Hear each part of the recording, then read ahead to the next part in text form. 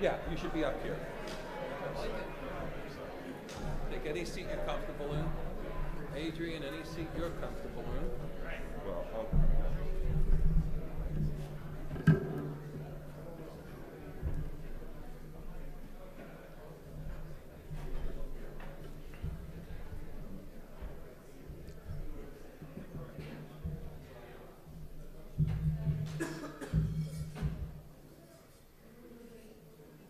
Good morning, everyone. I think we'll get going. I'd like to welcome you all to the U.S. Savings Forum. I'm Lou Celli, president of Oxford Economics. For those of you that are new to Oxford Economics, we are a global economic consultancy with links to Oxford University. We track and forecast trends across 200 countries, 100 industries, and 3,000 cities. I'm delighted to see such a big turnout here today.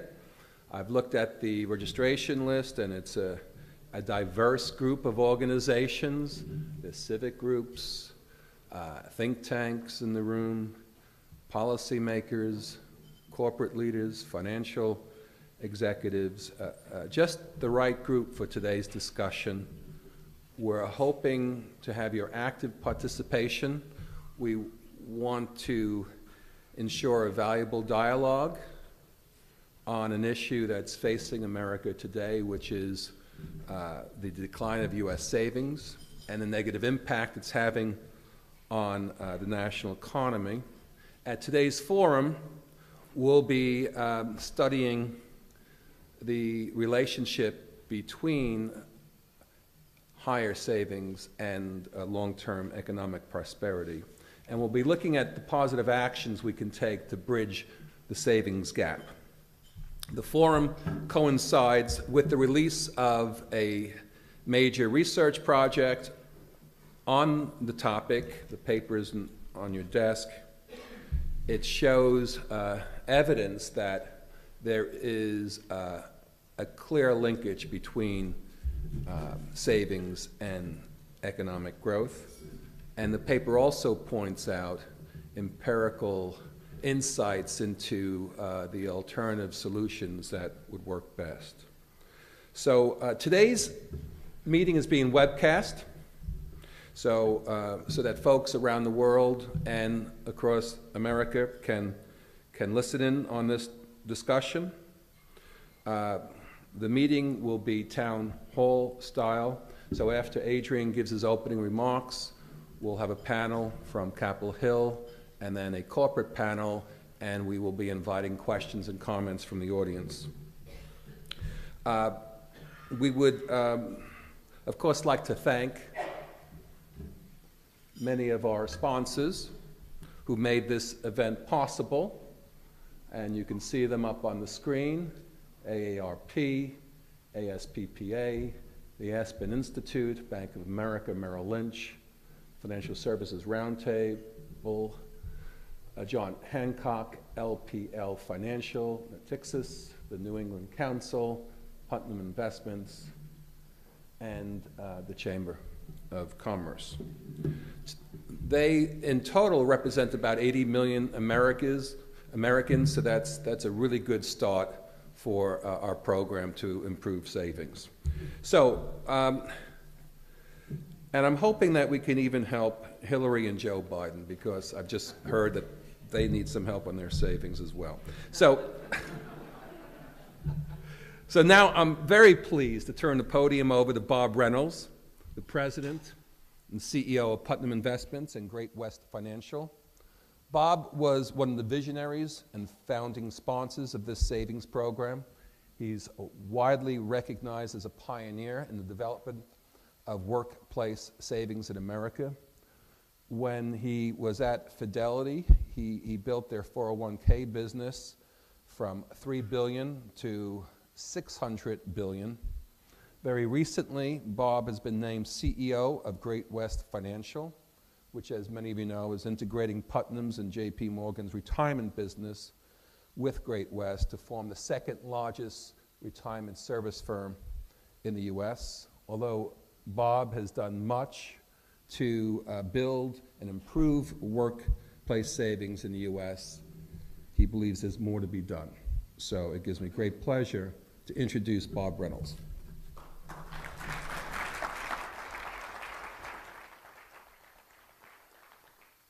Thank you, Lou, for that great introduction.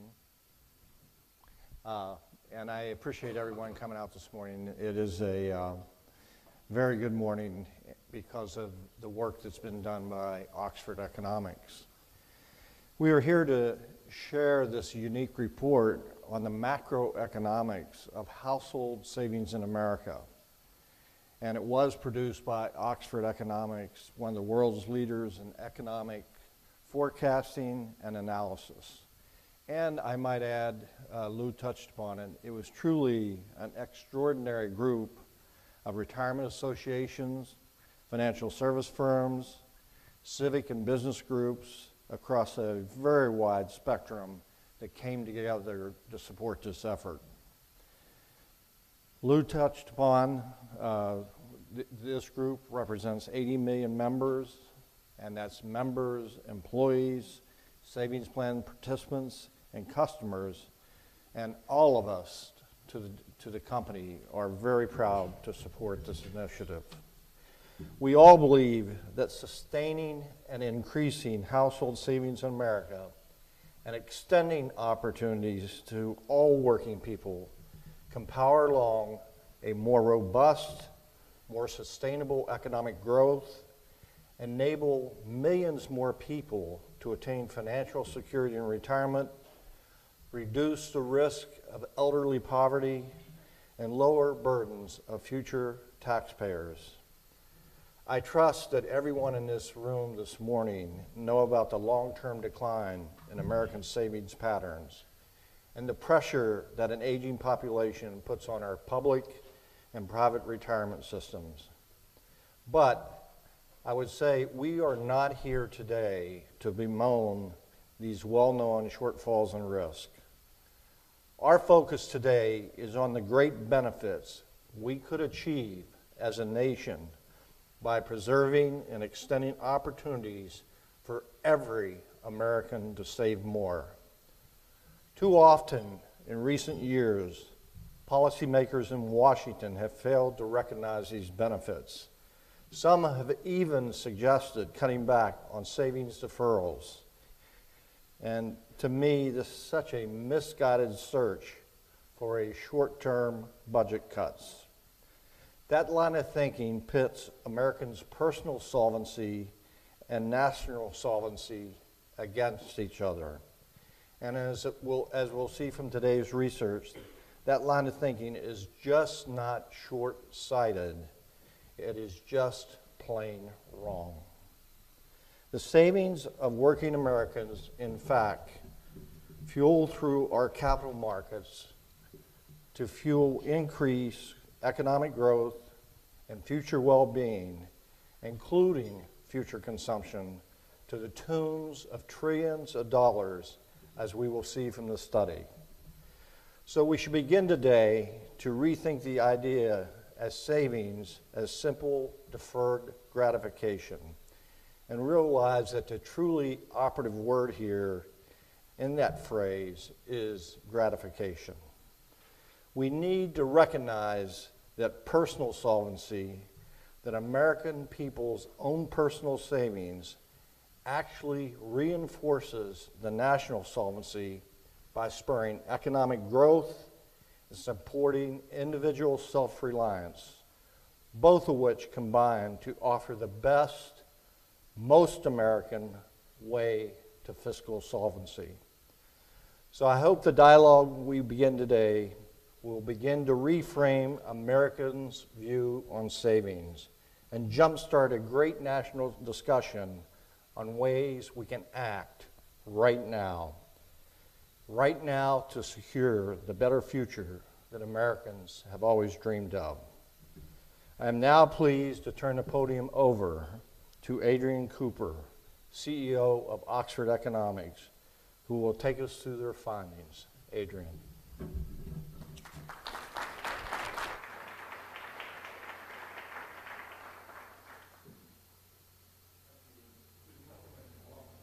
you for joining us today for the launch of this important new study, Another Penny Saved, the economic benefits of higher US household saving. I'm delighted to have this opportunity to give you an overview of the findings of our research.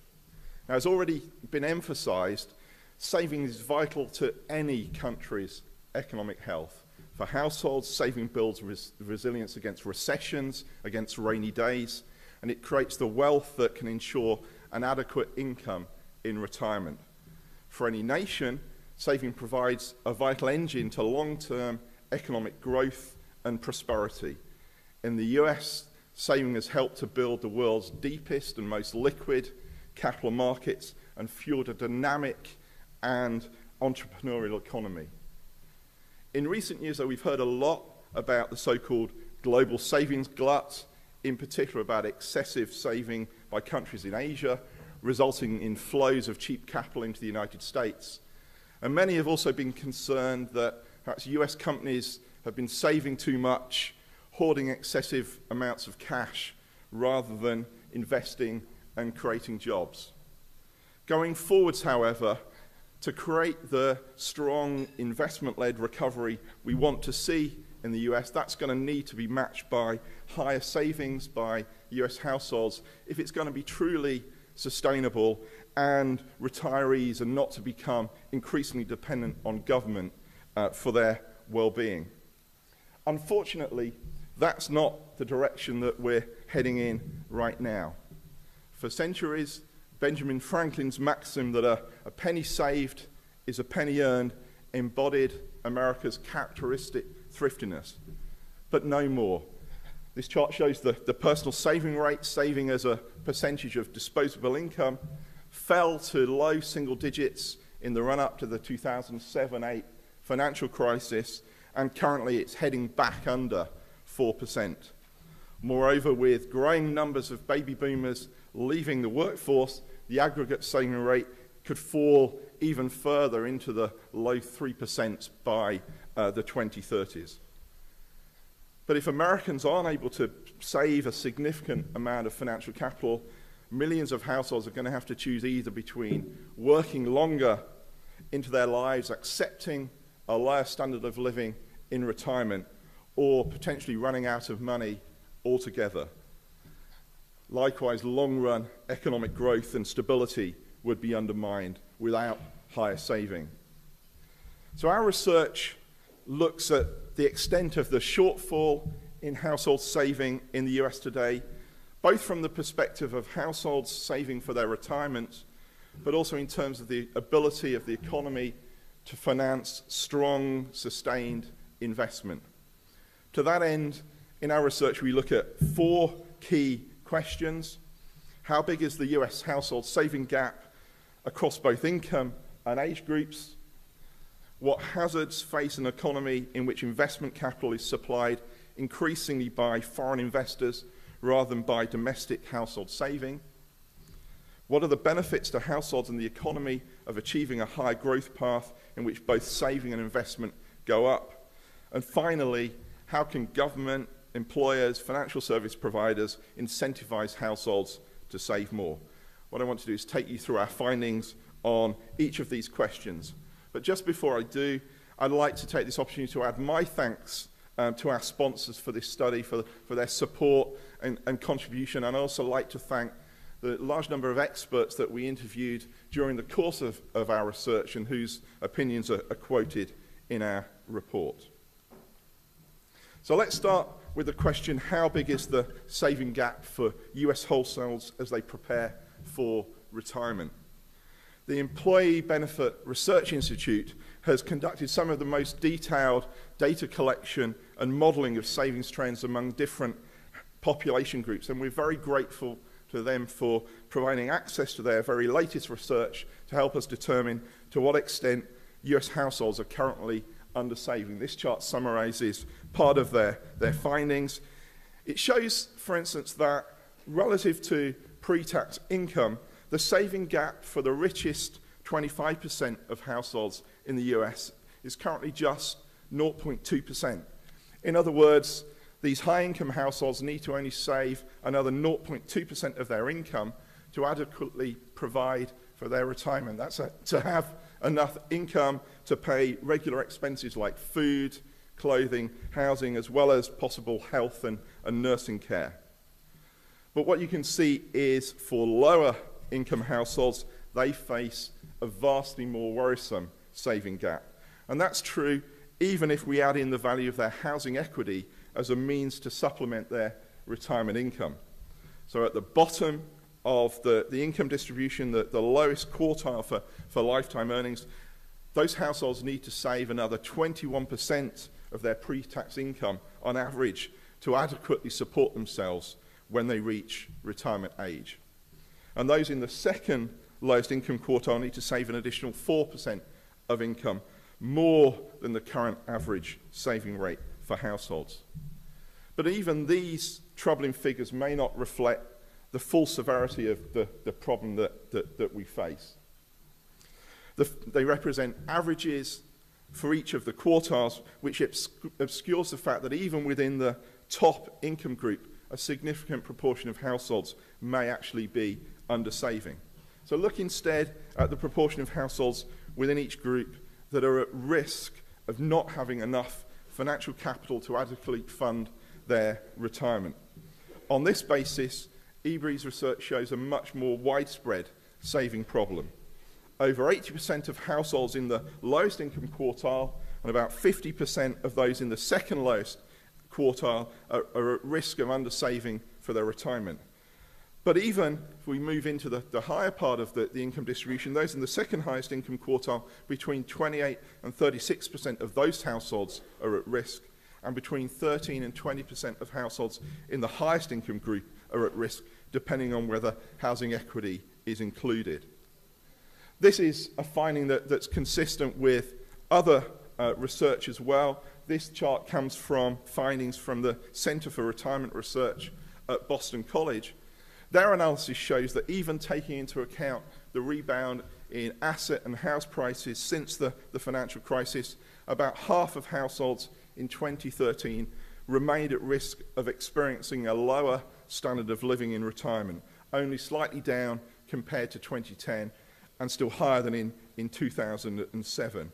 Among lowest income households, around 60% are at risk of experiencing a lower standard of living in retirement, and even among high-income households, the at-risk group today is higher than it was in 2007. So to summarise on this first part of our research, while some households are clearly saving adequately for their old age, the most recent research sends a clear message. Significant proportions of households and even some top earners are at risk of not being able to maintain their standard of living in retirement. Now, so far, we've concentrated on the household saving gap at the sort of household micro level. There's also a critical macroeconomic dimension to the savings challenge. As I said earlier, national saving plays a key role in creating a stable and prosperous economic environment and in securing a sustainable rate of investment and long-term growth. Within the last decade, the US has financed fixed capital investment not just through domestic saving, but also by taking advantage of net capital inflows. At some point in the future, though, the US is going to have to increase the share of investment financed through domestic saving. Otherwise, there's a risk that as net foreign indebtedness increases, foreigners' perceptions of the safety of US assets will be undermined, and that could expose the economy to damaging periods of financial instability. For this study, Oxford Economics has developed a framework to enable us to highlight the beneficial role of household saving in alleviating the risk of an unsustainable build-up in US net indebtedness to the rest of the world. We started by benchmarking the rates of fixed capital investment needed for an economy like the US to ensure steady improvements in prosperity and living standards. Now, that's a complex exercise that depends on a number of factors, including the rate of technological progress, what's happening to the price and efficiency of capital goods, and a range of other things. Taking them all into account, our conclusion is that US fixed capital investment should fall within a range of about 20 to 25% of GDP. And strikingly, as this chart shows, that's consistent with what we've seen in the US over most of the past 30 years. Investment generally stayed within this range until the 2007-8 financial crisis, but it's since fallen below that range and was 19% in 2013. The problem is, however, that unless something changes, domestic saving in the US, whether by households, business or government, will collectively continue to fall well short of this 20-25% range. What would it mean if household and national saving stayed low? Well, it would mean a big deterioration in the US's net international investment position to fund fixed capital investment at the sort of healthy rate the economy needs. So, for example, if the US were to achieve an investment rate of 20% of GDP at the bottom end of our healthy range, then US borrowing from abroad is going to have to increase so that it exceeds America's international assets by some 50% of GDP by 2040. That's a doubling in the US net foreign borrowing over the course of the next 25 years. However, if the US were to lift its investment rate to 25% of GDP at the top end of our healthy range, but there were to be no increase in domestic savings rates, then to fund that higher investment, US net borrowing from abroad is going to have to rise a lot more to something like 150% of GDP by 2040. And in that kind of case, there's a real danger that the dynamics soon become explosive and destabilize the economy. That kind of significant increase in foreign borrowing also has implications for the US's net investment income from abroad. At the moment, the US actually earns more income from foreign asset holdings than it pays out to foreigners who own US assets. But under the kind of scenarios that we've been analysing, that position would eventually reverse as the US's foreign debt stock grows. So in the absence of higher national savings, the US is set to shift from a position of surplus in its net international investment income to running a deficit of somewhere between 1% and 6% of GDP a year by 2040.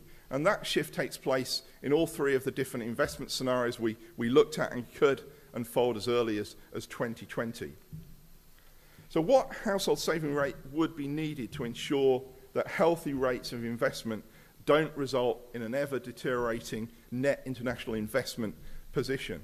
Well, that depends partly on the assumptions we make in terms of other components within our analytical framework. So what's happening to investment, what measures are taken to contain the government's budget deficit, what happens to the corporate saving rate, what happens to the return on US assets versus foreign assets. But considering a number of scenarios for these different factors, we computed what household saving rate will enable investment here to climb back within its healthy band, but also result in a sustainable profile for net foreign borrowing. The results from that analysis are pretty sobering. We conclude the US should be aiming for a saving rate that's between 1 and 5 percentage points higher than it is today, at between 5 and 9%. So that means for the average US household, they need to double approximately their current saving rate. So the analysis I've just described reveals that the US faces a difficult trade-off between higher saving and lower investment if its dependence on net foreign borrowing is not to become unsustainable. So the obvious next question is, how much better off would the US be if it followed a higher saving path? To answer that question, we use the Oxford Global Economic Model to compare two scenarios. In the first, which is a low investment, low saving scenario, household saving remains weak, but the US avoids an unsustainable deterioration in its net foreign borrowing position by accepting a long-term investment rate of 20% of GDP at the bottom of our healthy range. We then compare that with the second high investment, high savings scenario. Here, investment averages 22.5% of GDP in the middle of our healthy band, and household saving increases to to fund this without any need for additional foreign capital compared to our first scenario. This chart shows the benefits of this higher investment, high savings scenario, which means that the nation's capital stock can grow quicker and the economy is able to sustain a faster rate of economic growth into the long term. The effect of that faster pace of growth is that by 2040, GDP per head is around $3,500 higher than in the low saving, low investment scenario measured at today's prices. So by 2040, the average American is $3,500 a year better off. For the economy as a whole, the cumulative net present value of the higher growth on that high investment, high savings path is $7 trillion. That's equivalent to half of annual US GDP as it stands today. So higher savings is going to secure higher standards of living for households in retirement. It's going to limit the need for government to expand to support retirees and lead to stronger long-term economic growth and prosperity. Let's finish then by thinking about the policy implications of our analysis. I think the big message to emphasize is that if US households are to reach saving levels that will significantly narrow the saving gap and contribute to higher long-run GDP growth, government measures to encourage saving are not optional. Clearly, through the financial crisis, saving was not the priority for policymakers. Rightly then, their focus was on ways to support demand, stop the recession, get the economy moving again. But conditions today are much more conducive than they were a few years ago to policies that address the saving gap directly. The economy is fundamentally strong. It's going to get stronger over time. So it's the right time to start thinking about how to encourage people to focus more on saving. Where to begin? Well, what our research shows is the most powerful factor encouraging greater saving is the opportunity to save for retirement through payroll deductions at work. Employers must be supported so they can provide a plan for their employees. While 401ks and similar plans have become widespread amongst larger employees, this chart shows that small firms are currently much less likely to offer them than large firms, and that's a reflection of the costs involved. So expanding these opportunities to save at work through payroll deductions could get millions more to save, and it's important therefore that lawmakers and regulators at a minimum don't make the rules governing workplace plans more onerous. But they should actually go beyond the minimum and look at ways to encourage more employers to provide such plans, for example through tax credits to reduce startup costs. Once a workplace plan is established, employees must be encouraged to take it up. Now, incentives come in three principal types. They can be nudges, which are not so much incentives, but suggestions that require workers to take specific action, but without a financial reward. Things like setting suggested target saving rates. Passive incentives that set default options that encourage an individual to save unless they choose to opt out. And the most common types of incentive there are things like automatic enrollment and automatic escalation. And then we have active incentives which push households to take specific actions to obtain financial rewards. All three of these have got a role to play in raising US household saving. And in designing policy, what we need is a combination of these different measures that essentially makes workplace retirement saving plans behave a bit more like the way that traditional defined benefit schemes do, with automatic participation, steadily growing contributions, and a long-term consistent investment strategy. But because the plan sponsorship by employers in the US is voluntary, I think it should be emphasized that the role of active tax incentives is extremely important here. Smaller business owners tend to be active savers, and our active incentives are needed to ensure that this group provides the workplace plans that are needed for all their employees. So, to conclude, achieving a pro-saving, pro-growth policy set within the boundaries of a private sector system is going to require government, employers, financial service providers to work together. Critically, in that, public policy should not pit personal solvency and national solvency against one another in a misguided quest for fiscal savings.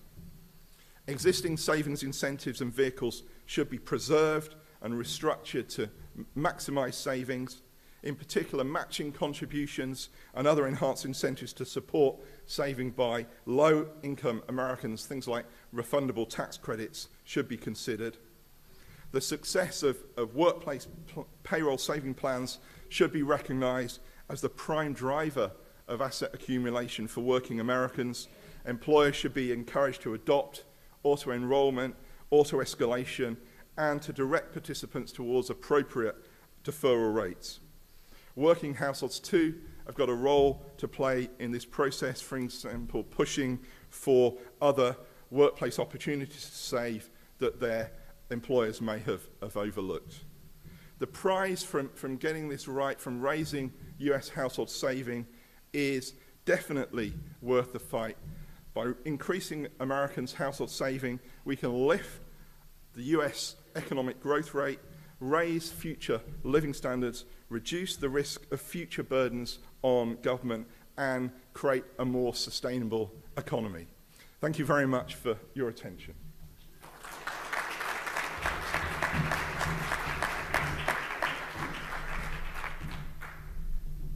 Thank you, Adrian. We're going to be inviting Congressman Reed and Neal to come up to the podium now and hear their view from Capitol Hill and touch upon some of the ideas and solutions mentioned in Adrian's presentation. So just give us a minute or two to reassemble.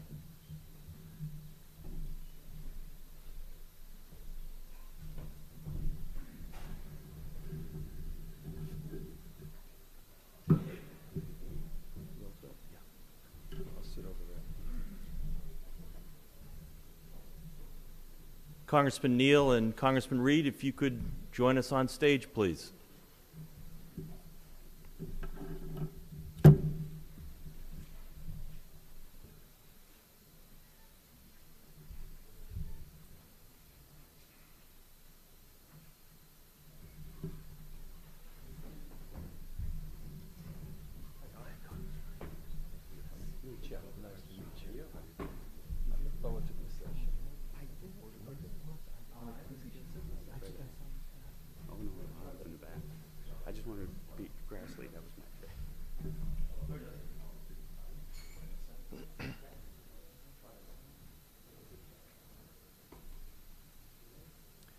Thank you, gentlemen. Good morning. I'm Tom Samoluk, Vice President of External Affairs at John Hancock, and I'm pleased to introduce the View from the Hill panel with two outstanding members of Congress, and in a true bipartisan spirit, we have a Republican and a Democrat with us today, and we look forward to their remarks. I did want to give you an introduction of each of our esteemed members, so much of their background you may know, but I think it's important. It helps explain why they're here and why they see the importance of what this study is trying to tell us. First, Congressman Richard Neal. Mr. Neal represents the 1st Congressional District of Massachusetts. He was born in Worcester, Massachusetts, and was raised and educated in the city of Springfield. He is a graduate of American International College and later received his master's degree in public administration from the University of Hartford. Mr. Neal was first elected to Congress in 1988. He is a senior member of the Ways and Means Committee and the ranking member of the Subcommittee on Select Revenue Measures. He also serves on the Ways and Means Subcommittee on Trade. Congressman Neal is the Dean of the Massachusetts delegation, and now the Dean of the New England delegation. He is also a longtime guest lecturer at the University of Massachusetts at Amherst and a trustee at Mount Holyoke College. He is also a national trustee of the John F. Kennedy Library in Boston. He served as the mayor of the city of Springfield prior to coming to Congress, and that was from 1984 to 1988. Congressman Neal has sponsored legislation that would increase the national savings rate by encouraging the use of individual retirement accounts and has worked to make health care and tuition expenses tax-deductible for middle-class people. He successfully led the charge to eliminate the alternative minimum tax for middle-class families. He also has a long legislative history of fighting to preserve and protect Medicare and Social Security. He is an at-large whip for the House Democrats. He is a co-chairman of the New England Congressional Caucus, where he is a fierce advocate for the unique regional interests of the 6 New England states. Congressman Neal is the Democratic leader of the Friends of Ireland Caucus. Congressman Neal, thank you for being here this morning. Joining Congressman Neal on stage is another esteemed member of Congress, albeit a newer member of the House of Representatives. Congressman Reed was first elected to represent the 29th District of New York in a special election held in November of 2010. He took office during the lame duck session of the 111th Congress and began his own full 2-year term in January of 2011. And Mr. Reed was reelected in November of 2012 to serve in the newly configured 23rd District. In 2011, Congressman Reed was appointed to the all-important Ways and Means Committee. He serves on the Human Resources, Oversight, and Select Revenue Measures subcommittees of the Ways and Means Committee. He has said that, quote, job creation and the nation's financial health are the most important challenges facing the country and upstate New York. And also, and I quote, serving on Ways and Means allows me to have a direct impact on supporting job growth, simplifying the burdensome tax code, and reining in federal spending, end of quote. Mr. Reed currently co-chairs the House Manufacturing Caucus and Congressional Natural Gas Caucus and is vice chair of the Congressional Diabetes Caucus. Congressman Reed is a graduate of Alfred College, later graduating from the Ohio Northern University College of Law, and then he began his work career in Rochester, New York. He and his wife then returned to his hometown of Corning, where he lives with his 2 children. After opening his private practice, he spent the next 11 years building his law firm and other businesses dealing with real estate and mortgage brokerage. Mr. Reed served 1 full term as mayor of the city of Corning from 2008 through 2009. So we are pleased to have 2 former mayors side by side and 2 current members of the Ways and Means Committee, Congressman Neal and Congressman Reed. Thank you for being here, and if we could just give a round of applause for them taking their time here this morning. And gentlemen, you may stay seated if you would like, but we would like to have each of you make some opening remarks. Congressman Neal, if we could start with you, please. Thanks, Tom, very much. And thanks to all of you who have had this longstanding interest in the whole notion of retirement savings, and perhaps in the question and answer period, we'll have a chance to link retirement savings to the ongoing issue of tax reform. My first stab at retirement savings when I arrived in Washington seems now quaint.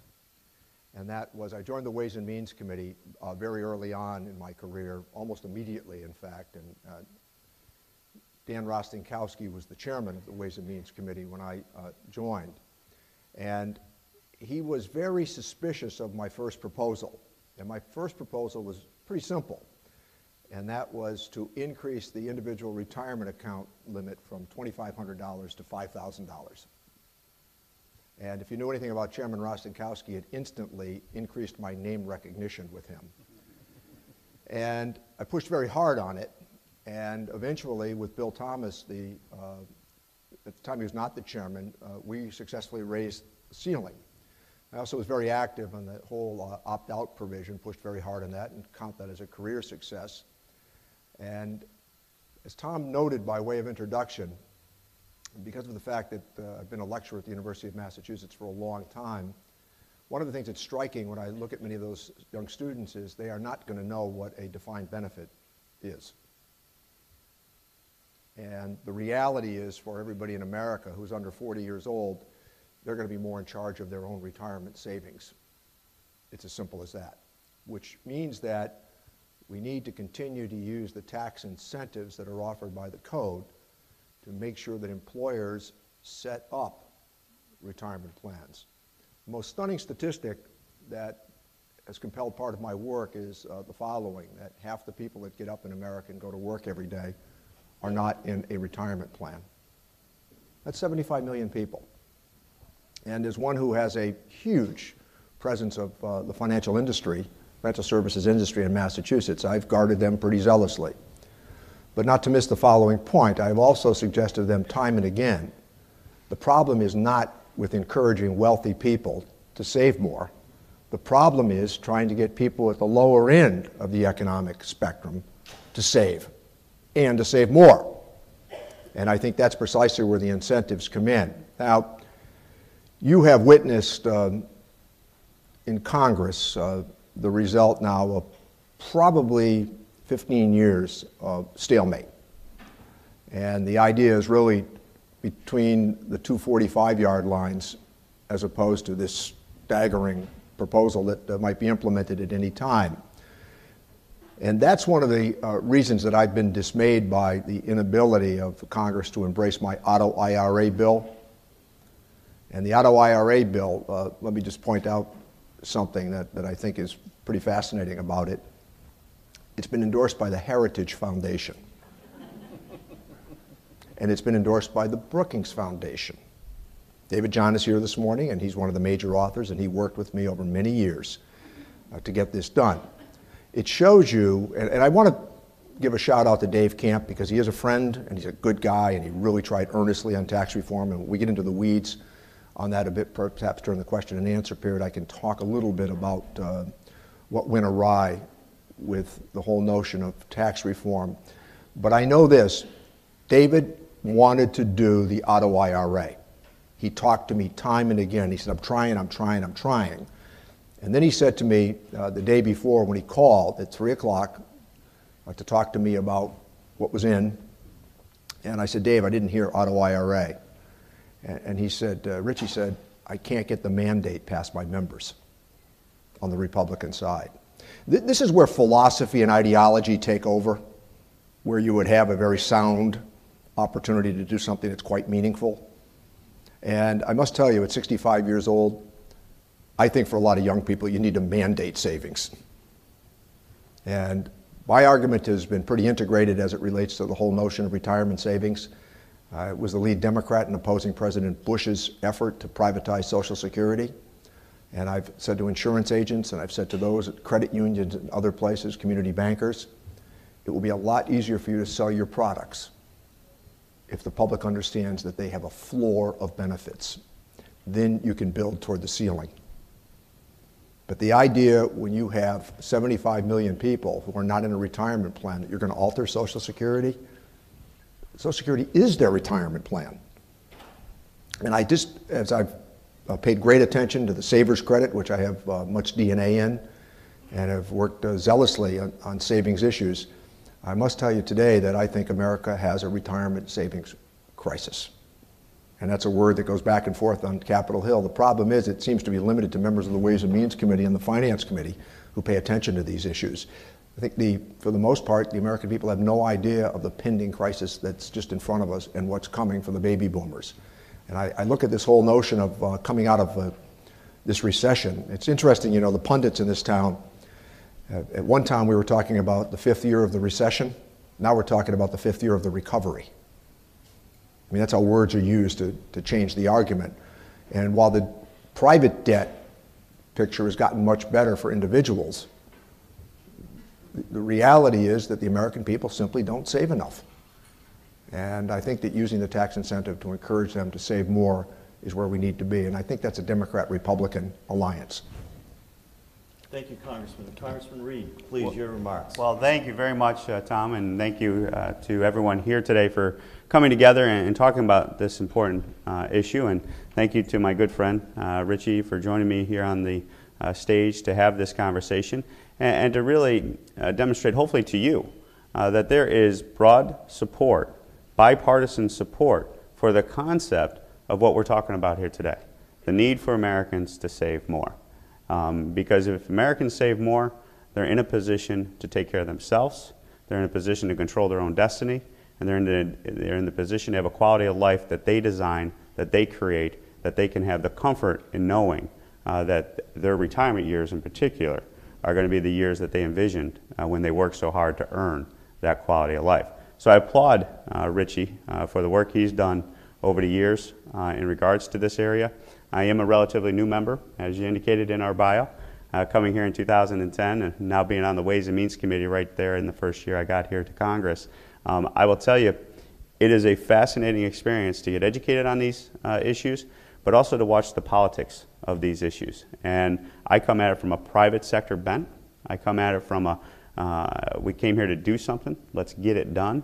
And that's where, when Dave Camp was rolling out the concepts of comprehensive tax reform, that's why I'm so pleased and proud to be on the Ways and Means Committee, because that is the committee that is shaping tax policy, health policy, retirement policy for all of America. And we are able to put our fingerprints on designing something that is going to be sustainable and that is going to get the country going in the right direction. And I would just offer, because I'm really interested in what's on your mind and having the conversation as to what's going on, 2 points. You know, as we talk about retirement, and I'm a 42-year-old member of the House. My good friend's a little bit older, as he indicated in his opening remarks. And the question I would pose to you and to all Americans is, why don't Americans save? Not that we need to have a big government top-down mandate to say, you know what, I am X number of years old, I'm your mother, I'm your father, I'm your grandfather, I'm your grandmother, I'm going to tell you, you must do this, and I'm going to mandate that you do it. And that is something we can debate, and that's something we would consider, and something that I could seriously engage in that debate on. But I think there's a more fundamental question that has to be asked first, is why is that 30-year-old, why is that 25-year-old not being taught or educated or informed to know that, you know what, you need to start saving early? Where in our culture did somehow saving become something we don't need to worry about? You know, Ben Franklin, you know, we were all taught the old adage, penny saved is a penny earned. We don't have that today in America. And that's something I think fundamentally we have to do, as you as advisors, as you in the investment field and retirement field, go back to each and every one of your clients and say, you know what, we need to get to the next generation and tell them why this is so important. Because sometimes as a younger man, 42, when my parents would tell me to do something, as I do to my 15 and 13-year-old at home, what do? They turn their head and they say, okay, yeah, you don't know what you're talking about. We need to make sure that they're engaged in the conversation, and I think we would really move the needle, because then they want to save and they want to do the right thing. And then on the last point I would offer, you know, a lot of people have talked about tax reform and the fact that this was kind of a fool's errand, this wasn't something that was going to get done. I look at this, and I'm always the eternal optimist, being the youngest of 12 folks. My father passed when I was 2. My mom raised the last 6 of us in the household all by herself, and she taught us the sun's always coming up. Just get up, work hard, treat people with respect, and things good will happen. And when I see Dave Camp put out a vision for tax reform, I think history's going to look back and say we're at the point in time in 2014 where they were in about 1982, 83, when they went to 1986 for comprehensive tax reform. Dave Camp, I think, will go down in the history books as the person who put out the Treasury 1 or Treasury 2 of this cycle to get tax reform implemented and into the books, because it needs to be done. And so I applaud his effort. I think it's going to pay huge dividends as we go into the next cycle, as we go into 2015 and 16, and also as we get into the presidential debate. Because as 2016 is right around the corner, I think one of the issues that we could bring to the forefront is comprehensive tax reform, and as part of that conversation is stress, as I had indicated in an opening, that there's bipartisan, strong support for making sure that tax reform package at the end of the day has strong provisions that incentivizes, that teach folks that saving is the right thing to do. It's good for them, it's good for the country, and it's the right policy we want to incentivize under the tax code as we go forward. So thank you for the opportunity to be here. Congressman Reed, thank you for your very insightful remarks. I'm going to turn it over to Lou as our moderator to facilitate some questions and answers. Okay, well, why don't I begin with some questions for both of you. And I guess, Congressman Neal, you talked about the 50th year of the recovery. So part of the issue is that we're coming off a recession where the focus has been on consumer spending. Why do both of you think this is the right time to start focusing on the savings agenda? Well, I think it's the reality of the baby boomers anticipating retirement. I think that's part of it. But maybe I can do a little bit deeper on this. Yes. When we talk about the recovery, there's some pretty dismaying information that I think that neither party is paying a lot of attention to. And I have a real interest in these sorts of issues. And profoundly, I think the most stubborn part of the recovery, or the fifth year of the recession, is the following: the worker participation rate. It's stunning with what hasn't happened in this recovery. And there are a lot of reasons for it. And as usual, it's more complicated than what the pundits will have you believe in this city. But not to miss the point that as the American family began to shed debt, they seem to be falling back into their old habits again. And I think that capital structures everywhere are offering far better products, far more efficient products, and encouraging people to anticipate what their retirement is going to be like is a difficult challenge. I mean, the culprit here remains the 28-year-old male who is never going to get old and surely never going to get sick. But they do need a motorcycle for Friday night. And they don't want a helmet. And these are kind of the challenges that we confront. And the national savings rate has proved to be a very, very stubborn problem for Western democracies. And I think that it's not limited to America. It's now a profound part of European recovery. And not to miss that point that without the tax incentives for retirement savings, I think the whole structure falls apart. And incidentally, I just point out something else based on the mandate. Social Security is mandated savings. Mm-hmm. Thank you. The only thing I would offer to my good friend is when you have a mandated program like Social Security and Medicare and you have it on a path to bankruptcy in 2024 and 2033, how is that an example of something that you can say is the best way? I think we have to protect Social Security, protect Medicare, but we have to be honest with these conversations and have elected officials in Congress recognize that there are hard decisions that have to be made for these programs and that have to be put in place to sustain them. Because these were promises that have been made by the government. These are mandates that have been put on the people. And now, as elected officials who have been in Washington, D.C. for some time, if we don't stabilize them, then you will break that promise and you will create a catastrophe for Americans and American retirees. And that's my concern, is that what I've seen in my short tenure here in Washington, D.C., is that elected officials don't want to take on the hard issues because they don't create great headlines. They don't create an opportunity to be reelected for 20, 30, 40 years.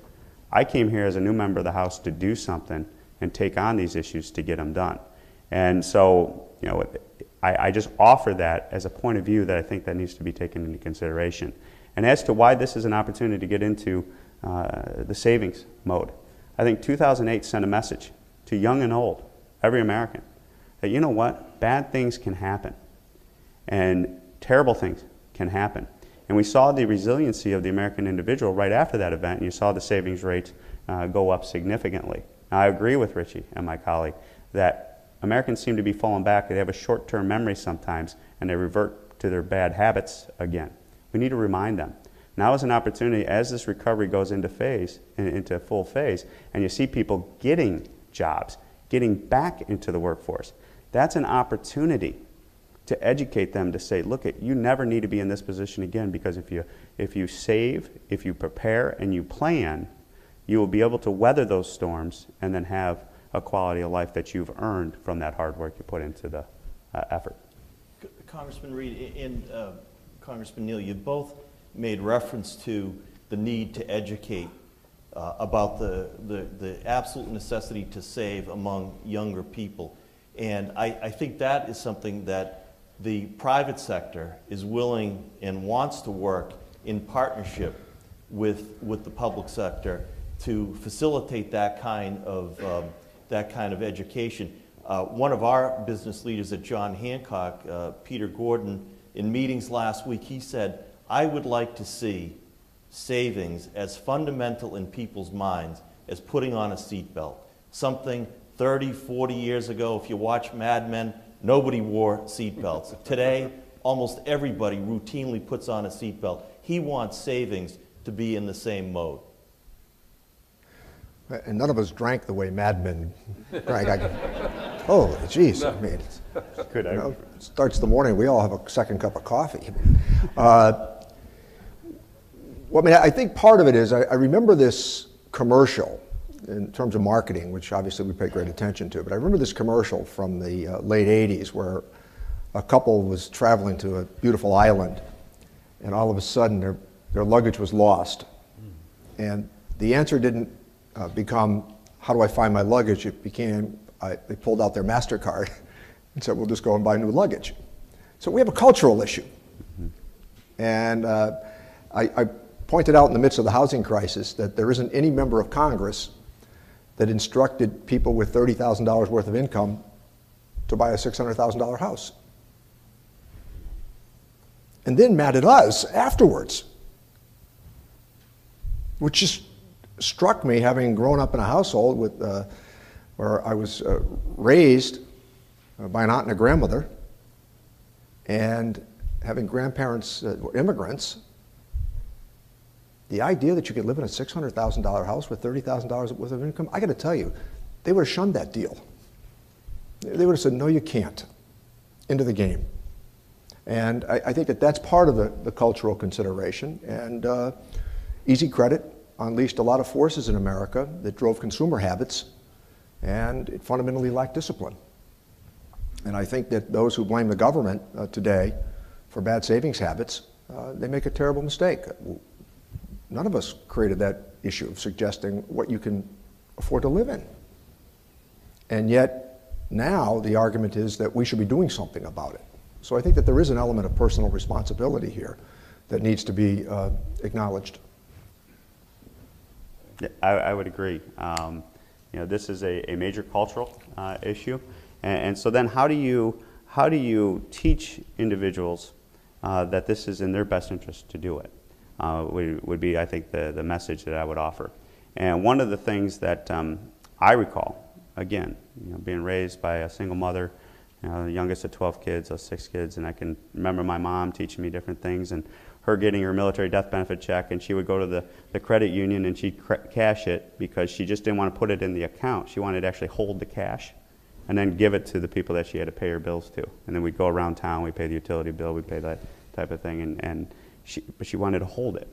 And I think sometimes, and I reflect back onto my first job, when I got my first paycheck, I was so interested in what the net amount was that all those deductions and everything from the gross amount, I really didn't pay attention to. And I'll be honest with you, I didn't know what those were when I'm going through college, law school, and elsewhere. It took time to get educated on that. We've got to figure out a way to somehow teach people, and I did this with my employees in the 4 businesses I started. We got up to 30 employees, and I did some different testing, if you would. And it was amazing to me.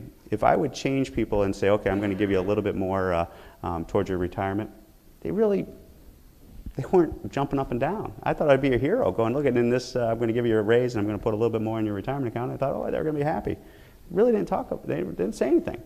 But if I gave them a gas card for $50, holy cow, I changed their life, and they were walking on water thinking it was the best thing, and I was the best boss ever. I was the boss of the century. So I think there's got to be a way that we have to give concrete examples of what this means to individuals other than just giving a spreadsheet, giving a graph, really teaching people what this is about by having them feel it, see it, and talk about it. And is that something Washington can do? I think we can put employers in a position with good tax policy that they could offer these types of incentives, these types of benefits to their employees, and then the employees actually see the positive results of doing the right thing.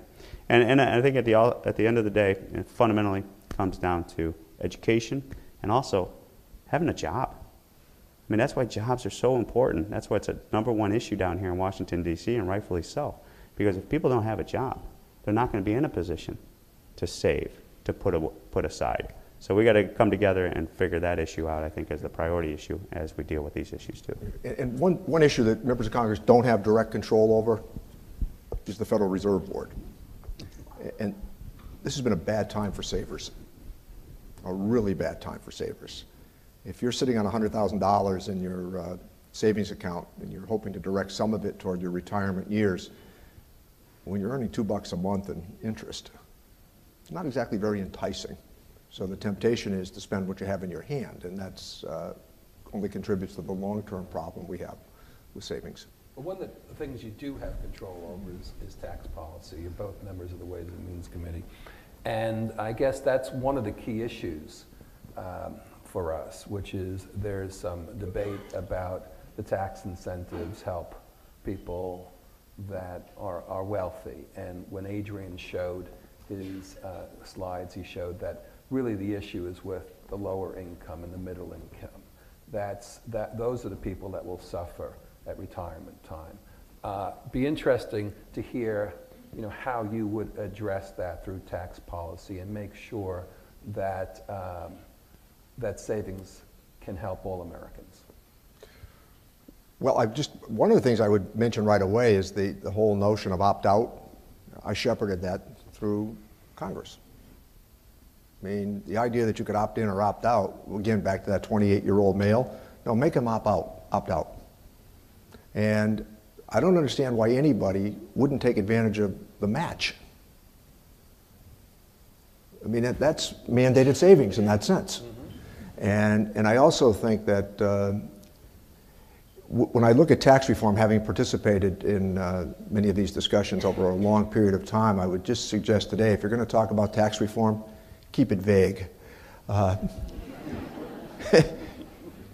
You saw what happened with the camp proposal. Let me just go to the model that he employed, because we did form a friendship many years ago, and have had many very, very vigorous and joyful private conversations with him about where he was headed with reform. The model he used was really good. And the model simply was to bring the stakeholders in across the board and hear what they all had to say without the glare of the lights. And there were actually reasonable conversations. We all took up a part of the code that we were interested in. Just so happened that retirement savings was one that I was very interested in. And I've had camps here for a long period of time on issues like alternative minimum tax. And I will tell you that I think part of the problem was it went on too long. And I think there was an opportunity for perhaps something smaller. And then the second thing that I think happened, I think he probably misjudged the reaction from his own side. And there were stakeholder upon stakeholder upon stakeholder who sat in front of us and said, give us a 25% rate and you can get rid of everything. He got rid of 300 preferences, deductions, and exclusions in the code. And guess what? The pushback was vigorous. We argued on our side, take it to 28. The president, I think, opened the door when he said we'll go to 28%, when you consider that the effective rate on average is about 14% in America. The problem is, in tax work, there are parts of America that just can't get below 30%, including the software industry. But I can tell you this, that Hollywood wasn't terribly interested in tax reform if they thought they were going to pay for somebody else's benefit. And so when you hear how tax reform played out, I've come to the conclusion, and I've suggested to Ron Wyden in conversation, because I can tell you this, Wyden's going back to it if we hold on to the majority and in the Senate. And I now think transitional rules make some sense, something that's more incremental and addressing what surely is a serious problem of international taxation. It's a big deal. There's no question about it. But I do think that once Dave got caught up in the 25% position, that then people found out what you had to give up to get to 25%. The argument became very different. Well, a couple things. As to retirement being for the wealthy, you know the facts, you know the data.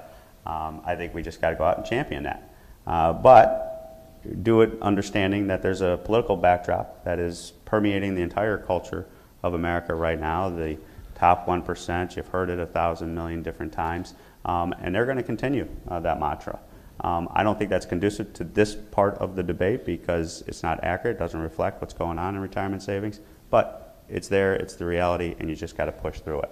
And you got to stand for good policy, because at the end of the day, I firmly believe if you stand for good policy, the politics will take care of itself. And when we talk about tax reform, yeah, I mean, Dave took on a huge task.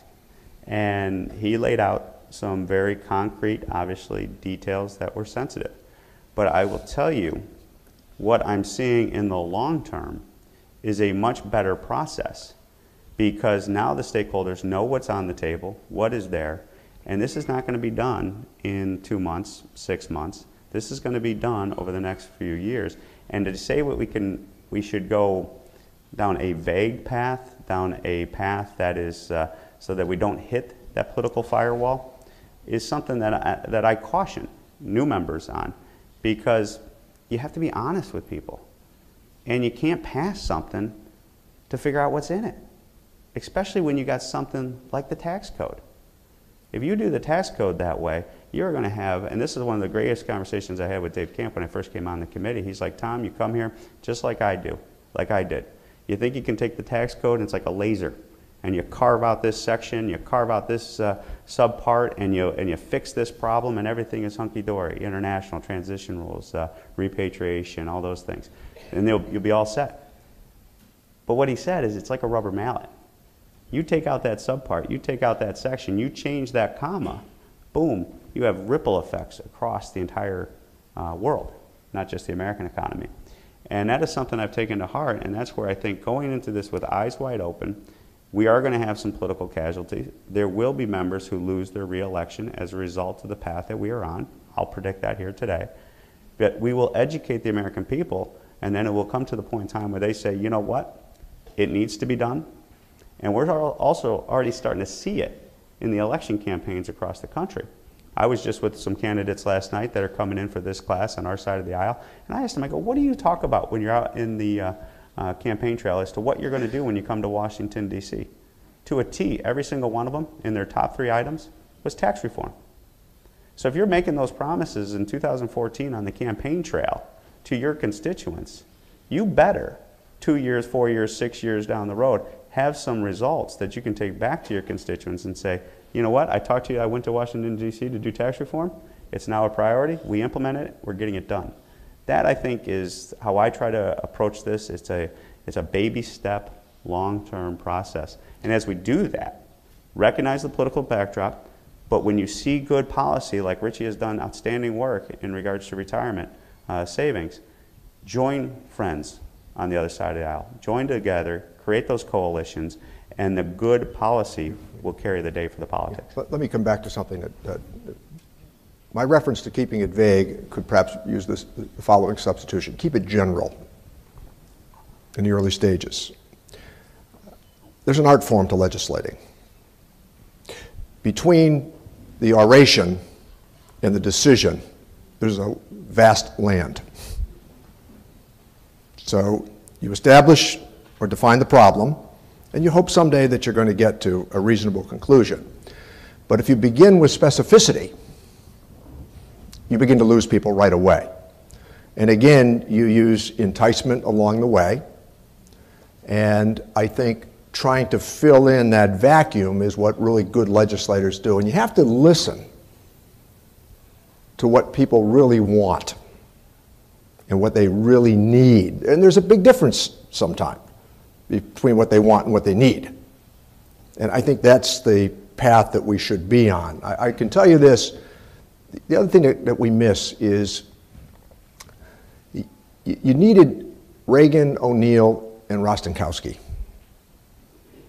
And that's because ideology could be checked at the door. No small consideration. And in the case of Reagan, O'Neill, and Rostenkowski, I can tell you this, none of the three were home reading Tolstoy's War and Peace at night. They were not into the details necessarily, but they understood the general prescription of what had to be done.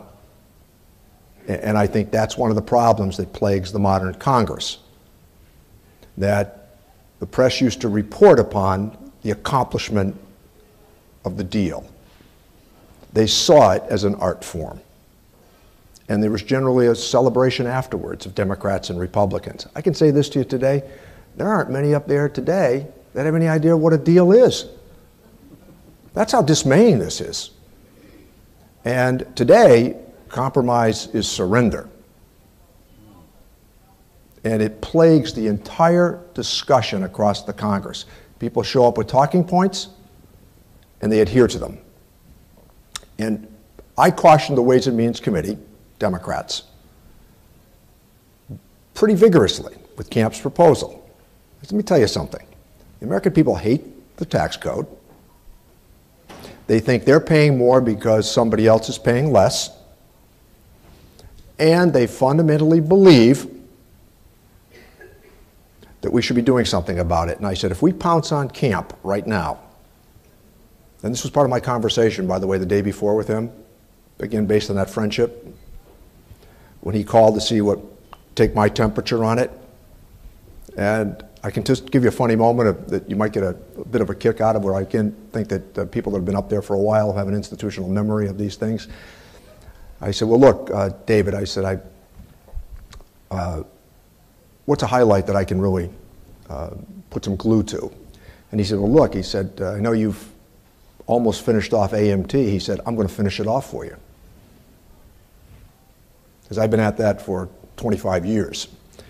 And I said, geez, that's great. So I said to Camp, I said, hey, David, at the end of your remarks tomorrow, give me a shout out on AMT, and I'll say Camp gets 2 cheers for tax reform. Of course, the reporters come over to me afterwards and say, hey, Camp gave you a shout out. I said, he did. I said, geez, I'm amazed that he would do something like that. Again, build some goodwill. There is no reason for the way we talk to each other up there. And that is not the way it once was on that committee. That has changed remarkably in the time that I've been there. And I will just tell you this, one bad word will get you surely another.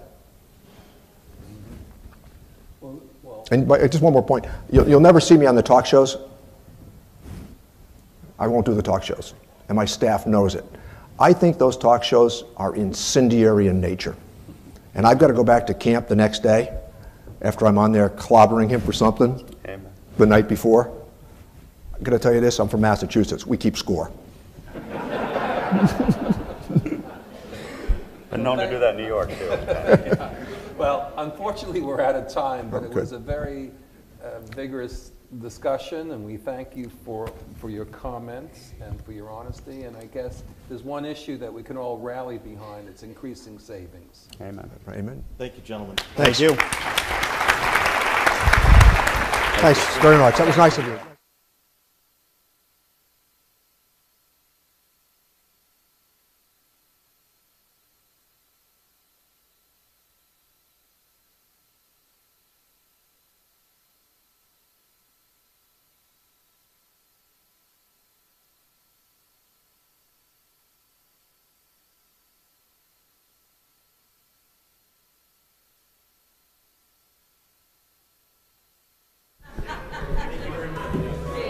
We're going to take a short intermission, and we're going to have the corporate panels, so please stay with us.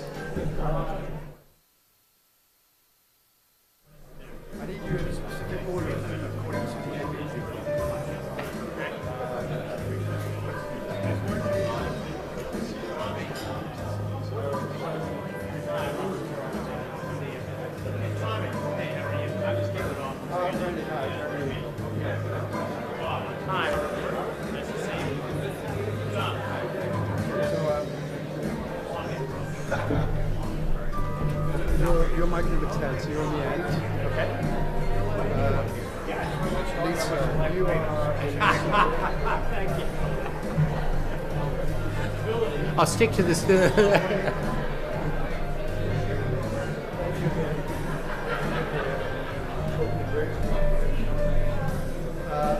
want to go here or here? Whatever you like. Okay, you go here. Okay.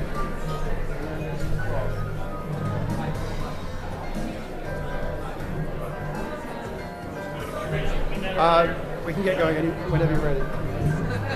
We're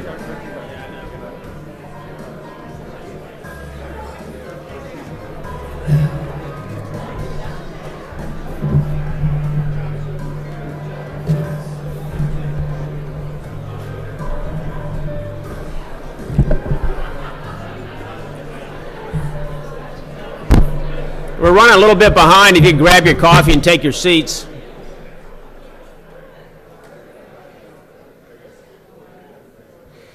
Or skip the coffee and take your seats. Be all right, too.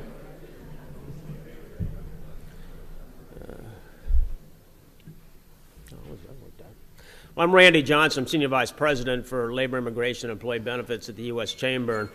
I have to admit, I commented to the congressman on the way out that the overview of where we are on tax reform sounded an awful lot like where we are on immigration in the House, distressingly so. But look, this is a great conference. I have to admit that sometimes you have to come back to basics in this town, and when you talk about retirement, you can get bogged down in who's a fiduciary under ERISA, what's a privileged transaction, but occasionally you've got to come back and say, well, what are the basics here? And the basics are, I mean, what good is ERISA if people aren't saving money and putting in retirement accounts? And when I looked at the map here, I have to admit, that's obviously a piggy bank, but I don't think my kids had a piggy bank, and I wonder how many kids nowadays do. And I think the points brought up earlier about are people as conscious as they were perhaps in our generation or certainly in our parents' generation about the need to save. Obviously, the study shows that they're not. And when I was talking to Aaliyah Wong, my pension expert, about do we really need to help fund a study about the importance of savings? I mean, it seems like the importance of breathing, but really, it's really not that self-evident to people. And clearly, we did. And I think this. So we're glad here at the Chamber to help promote this message. And I think, of course, it's all great for us to hear it here, but somehow we've got to get it out to the people out there who really matter. And we've partnered, of course, with many of the people here on the list, with AARP in the past. Back in July, we did an event with AARP Solutions Forum, Rethinking Retirement, and AARP's a great partner. A lot of these, they always seem to get the top heading, and the U.S. Chamber is at the bottom there somehow, so we're going to have to change that around a little bit. So we'll call it the American Chamber of Commerce or something. But everybody's a great partner here, and it's an important event. And for those of us who work in the retirement space, we know how important, of course, savings can be to the individual, although obviously a lot of people out there working day to day don't yet. But what this report does go on to show is how important it also is to the economy. And there are many ways to save, and while we're not endorsing one over the other, hence the broad political spectrum here, the people sponsoring this report, it does seem that most people accumulate the most savings through retirement vehicles. And therefore, legislative policy should at the very least do no harm, and at the most should encourage, I do avoid the use of the word mandate, should encourage employers to create and maintain retirement vehicles and workers to participate in them. We have a distinguished panel here this morning to discuss the report in greater detail. You have their full bios on the website. They're all very distinguished. You can take a look at them at your leisure. But I'll just do very brief introductions. And I know we're running behind. The moderator for the panel is Rick Klein, Political Director for ABC News. The panelists are Adrian Cooper, CEO and Chief Economist, Oxford Economics; David John, Senior Strategic Policy Advisor, AARP; Lisa Menza, Executive Director of the Aspen Institute; Bob Reynolds, President and Chief Executive Officer of Putnam Investments; Robert Moore, President, LPL Financial, and Vice Chairman of the Insured Retirement Institute. So with that, let me turn it over to Rick, and look forward to your comments. Thank you. So we'll leave some time for questions at the end. I know there's probably some things that have come up here that could use some further explanation.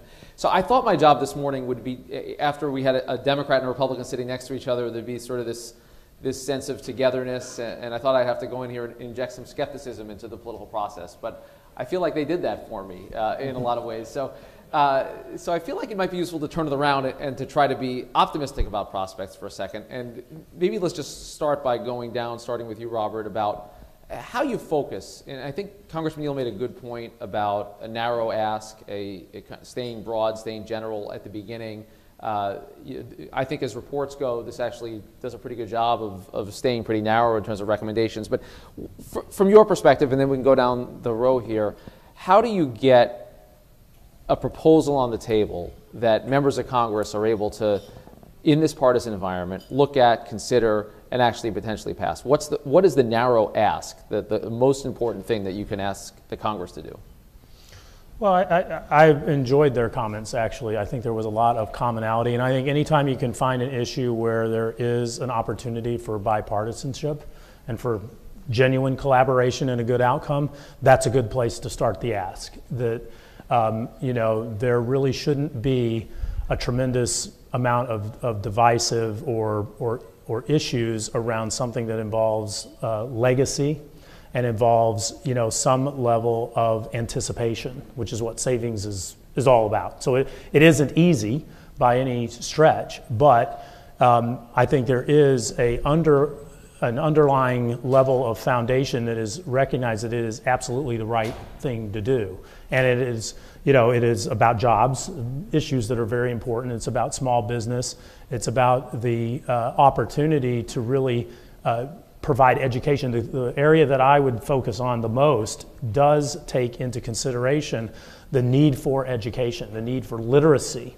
We have curriculums in our secondary schools, et cetera, that do everything but prepare people for understanding how to save and how to manage their personal finances at the level that we should. So it should be no different than your thought process around math or English or whatever. There's tremendous opportunities there for us to get this conversation onto the table. And first issue is to make sure we don't do any harm. No steps backwards. Bob, what's your first big ask? Well, I think you always go to members of Congress for facts. I think facts, prove itself out. And like the automatic features of retirement plans, it works. The evidence is in. And the real question is, why isn't that part of the system? And we can talk about that. The other thing, I think, when dealing with Congress, you have to be there not representing your industry, but representing the people that we serve, the plan sponsors, the millions of participants, low income, middle income, high income. We're representing such a broad group of people, and you have to bring that to them. Lisa, how do you crack this nut? Well, thanks, Rick. I think what we heard from the congressman is something that matches savings. We have had to be patient with the policy process. I don't like it, but people don't like the patient penny saved. But I think we've had to be patient, and it means that our asks take some time. I think we've been talking about automatic IRAs for a decade. We've been talking about things like child savings for 2 decades, and I hope we don't have to spend 2 decades making the case for a penny saved. But I do think one of the most powerful things in this report is that it really calls us to shift everybody in. Let's bring everybody in. And I think that's part of the ask, something that is very aspirational and that moves us from where we are now. So be patient, but really let's do something that really shifts the game. Well, I agree with everything that's been said so far, and sadly, I think an idea in Washington is like a fine wine. The more it ages, the more it becomes acceptable, the more it's understood, et cetera. One of the things that we're going to have to do is, as Lisa said, deal with the aspirational parts of the issue. This is not just a dollars and cents issue, although it's often portrayed that way. This is a way for people to build their own financial security. It's a way for them to deal with their own needs in advance.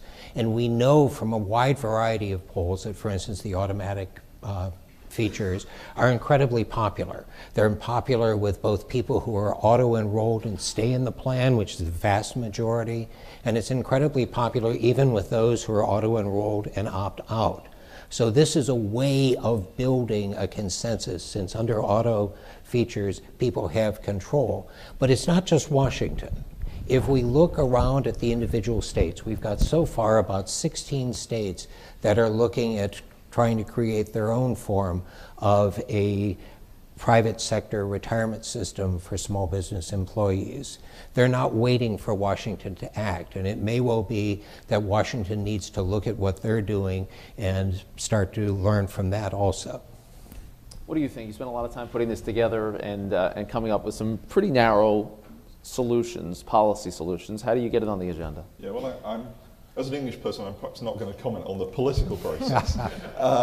But I mean, maybe you'll be able to figure it out for us. Just to pick up the point about, you know, in tax reform at the start, sort of keeping it general. I mean, I think one of the things that was really important in designing this particular research program was to not only focus on the kind of microeconomics of the need for more saving at a household level as people prepare for retirement, but to paint that macro picture too, that this is not just a household financial security issue, but it's a broad macroeconomic issue that has impact on future long-term growth prospects and stability and prosperity for the economy as a whole. And I think capturing that vision as a motivation for addressing these kinds of policy issues, I think is important alongside the more micro ones. So a chart in your presentation, I think, hammered home the point, and I think this picks up on a point that Lisa made as well, was about the gap between an ideal savings rate for the upper income versus the lower income. And for upper income Americans,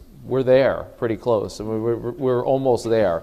It's a minor thing. But you look at the lower percentages, and it's a gaping gap. It's an enormous gap. Is there anything, starting with the industry guys on this one, is there anything that can be done proactively from your guys' perspective to, without the involvement of the government, to start to pick up these folks, to get this all-in idea, that show people it's in their interest to take advantage of things that exist now, opportunities that exist now that don't need action by Congress to get more people in this pool?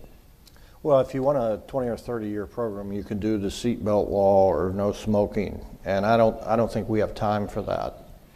So I really think the key is if people between $40,000 and $60,000 a year are involved in workplace savings, 65% of those are saving for retirement. That exact same demographic group, if they do not participate in the workplace savings, less than 5% save for retirement. So what Congressman Neal was saying is exactly what we need. We need a universal IRA program. We need to cover the 75 million Americans that aren't working so they have the same opportunity. And you know, the third rail in Washington right now is mandate. And I talked to Congressman Reed as he was leaving. And I said, if I could opt out of Social Security, would it be a mandate? No. If I could opt out of paying taxes, would it be a mandate? No. So why can't we do a universal IRA that allows every worker the ability to opt out and not be called a mandate, but provide security for the workers that need the help the most? It's puzzling. Yeah, and I guess, so there are programs available today that don't require any additional legislative action that can have greater levels of participation, and that can run all the way from the basic IRA through workplace activities as well. To me, it does come back to that issue. Our industry can and is taking steps around education and literacy and making sure that people understand what those trade-offs really are all about and how they need to show up. And I love the report in that it does start off very modestly, right, humbly, in terms of a penny. Literally start somewhere. And understand the value that gets created from doing that, and the sooner the better. And so access to advice, there's a lot of statistics out there about not only the level of additional savings that takes place when somebody has access to trusted advice, but also that there is greater levels of participation, both, that come from that. So we have an obligation to make that more accessible, to make that more meaningful and poignant to each person, regardless of their sort of economic status. What do you guys think? Anything that can be done without legislation? Well, yeah, there's one. There's something called the payroll deduction IRA, which already exists. It's existed for some time, and it would definitely help. But it needs to be universal. And that means that every American, from the day they go to work to the day they retire, regardless of which employer they go to, needs to have the opportunity to save by payroll deduction. We know payroll deduction is essential for every single income level in the area. If you look at the existing products, the other existing products, the Department of the Treasury, IRS, and the Department of Labor have a little publication out on options for small businesses to offer retirement plans. They offer 7 different methods there. 6 of them, existing products, either are very complex or expensive. 401k, for instance, for a small business is likely to be twice as expensive as it is for a large business there, or they require employer contributions. In some cases, they're 100% employer finance. The payroll deduction IRA, especially with automatic enrollment, whether it's offered through a state-sponsored, whether it's offered through a national program, is a way that people can start to save their own money now. And we know they want to do that. It's just that they don't have the ability through the easiest method. I think the clearest message, though, of this report, and by the broad group, is that absent action here, we know what happens. We're living in the system without any additional movement. We're living in the voluntary system with the 6 ideas that a small business can do, and it's brought us a trend line that's down, and it's brought us a challenge to the macroeconomy. So I think in one way the answer to your question is there isn't too much more to do and by leaving legislation out of the picture, and that yes, the businesses have been involved in financial literacy efforts for decades, and we're here, and it's not the place we need to be. So I actually think the answer to your question is we've done that part. Well, let me press on that point, because to turn it around a little bit, I looked this up in a poll that came out in the Wall Street Journal last month. The confidence in institutions, just the public standing of various institutions. The media, hey, a whopping 19% approval rating. Way too high. Well, let me get to that. The federal government, 16%. The IRS, 15%. Oh dear. The financial industry, 13%. Less popular than the IRS, less popular than the federal government, less popular than the media. And there's a strain in our politics. Whose poll was that? This is NBC Wall Street Journal. Okay, thank you. The media's poll. We'll look at your own numbers later. But there's a strain in this that you see in both parties right now. There's a populist strain on the Democratic side that says we need to break up the big banks. We need to go after them. There's a new ad just out today from Al Franken running for re-election in Minnesota that gets at this. That's the Elizabeth Warren strain of banks are only getting bigger and they need to be restrained. And then on the right, the Tea Party. And as you guys know, you've been following the headlines, the future of the Export-Import Bank.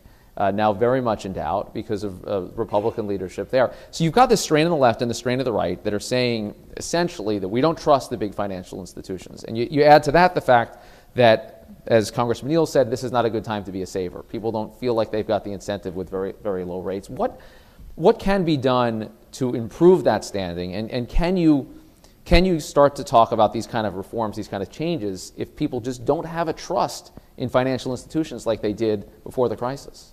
Yes, because they have a trust in themselves. And what we're asking them to do is to build their own security through their own efforts. And all we're trying to do here is to facilitate that. We know that savings has actually a societal impact, that individuals who save have a more future orientation. They're more connected to their society, etc. So by focusing on the fact that what we're not doing is doing something for you, what we are doing is enabling you to do this yourself, we can start to sidestep that. Yeah, they in every study we've done, they trust the workplace. They trust the people they work for. So employee-sponsored workplace savings plans, people have a lot of confidence in them. Whether or not they trust the financial institution that's running it. Well, financial institutions can cover a broad variety of things. Sure. I mean, banks, insurance companies, investment advisors, you know. So I think it needs definition, but it is the company's plan. It's not the financial institution plan. It's GM's, it's Ford, it's Apple. It's their plan. What do you think? Well, yeah, I think there is an opportunity for, sort of headway on both of these counts. I totally agree that at the end of the day, you're investing in yourself. And that is first and foremost, and I think the report does a great job of talking about, the connectivity that gets created by encouraging savings and the recognition that we are in this together. It's not about financial institutions versus governmental institutions, et cetera. This is an interdependency that we have to understand, and the more participation there is, the more trust and confidence you help instill. So, you want to break down those barriers in terms of that cynicism and skepticism. And when you come out of a crash like 08, 09, it's not unnatural for there to be a certain amount of hesitancy around that system. And but we do need to collaborate together to kind of restore that trust and confidence. And a normalization of interest rates over time will factor into this process too. There's no doubt that having zero interest rates puts a lot of pressure on people to just save, essentially. So we heard talk earlier with the members of Congress about the Dave Camp effort on tax reform, which now seems stalled. There's a hope in some circles that it'll get picked up again next year in the new Congress before the heat of the next presidential election. But the going theory around tax reform, and the reason Dave Camp was trying to do something so big was you need to be all in. Everyone needs to have skin in the game. You have to be able to, if you want to cut overall rates, it has to end, at the end of the day, be revenue neutral. It means sweeping out a lot of deductions. It means corporate tax reform as well. It means a vast rewriting, that it's essentially easier to do a big deal than a small deal. Mm-hmm. Do you guys endorse that? I mean, is it something from your perspective that you say, okay, let us truly put everything on the table. We see this piece of it, but we know it has to be part of the larger mix, or do you see this and these proposals as one-offs? I think it needs to be more a comprehensive approach. I mean, we've run out of road. I think, again, to the comments that were made earlier about, we are where we are, and there's a lot of factors that have contributed to that, and how are we going to reverse a lot of that course. The tax code features heavily into that. It is way too unwieldy. It is way too complicated. It does not provide the level of incentives that are required to really move the needle when it comes to savings. There's a base there, and we've got to make sure that base is protected and we don't take any steps backwards. But this report and everything else would tell you that you have, particularly for small businesses, you have to use an integrated and comprehensive solution that helps really chart that course. Tax code is one of the most meaningful. Lisa, based on what you've seen, can you do something small, something targeted, a little micro, as Congressman Reed said, you just take a little piece of it off, or does it have to be something big? I think we've been enamored of something big because then the solutions can be big. But of course you can do something small. And there are ideas in this report about both the incentives we would keep and the incentives we would add. And so I'm ready to go to any party on this topic. I think that if there is... I should note that you voted today. Yes, I did vote today. Yeah, I'm a Maryland resident. And if somebody wants to call a vote on a way to improve American retirement and make these pennies easier, take any one of our suggestions, and it's not part of a bigger effort, I think there would be people show up. And in some ways, we need a boost of confidence that our Congress can work for us. And I actually think the report taps something. Investing in yourself, as David said, doing something for the household balance sheet. I think there's a sense that there hasn't been enough. We sort of slowly eked forward the whole economy, but the households haven't moved forward. And so if there is a shot at doing something that would improve long-term security for our kids or for our own retirements, I think you could make movement on that. But, bigger is always better. But David, you agree with that? I do, very much. Sometimes in order to get to the big picture, the big question, you have to build confidence. And you can build confidence by tackling cross-ideological, bipartisan issues like savings. And that's something that we could do as a way of moving forward. I mean, one of the things Lisa's mentioned the fact is that we need additional incentives for the lower and moderate income individuals to save. Those are things that build to the values of both parties and across the ideology. Working on that type of an issue would get us farther along to the eventual goal. Well, and I think the other sort of area in which perhaps we could think about as a sort of small step in the near term is actually ways in which essentially the hassle for small employers associated with setting up workplace plans could be eased. So perhaps some of the bureaucratic rules and the requirements around things like anti-discrimination, etc., could just be easier so that they don't feel there's such a big hurdle and a big amount of work that they're taking on to be able to provide. So smaller kind of administrative changes even that can help them set plans up and Indeed, yeah. ease people into it. Well, let's get some questions. If people want to start lining up and throw it to anyone here on the panel, anyone in particular or anyone generally, happy to entertain this in the time we have left. Go ahead, sir. My name is Bert Ely. I'm a banking consultant here in town. I've heard only one reference to the gigantic elephant in the room, which is Social Security.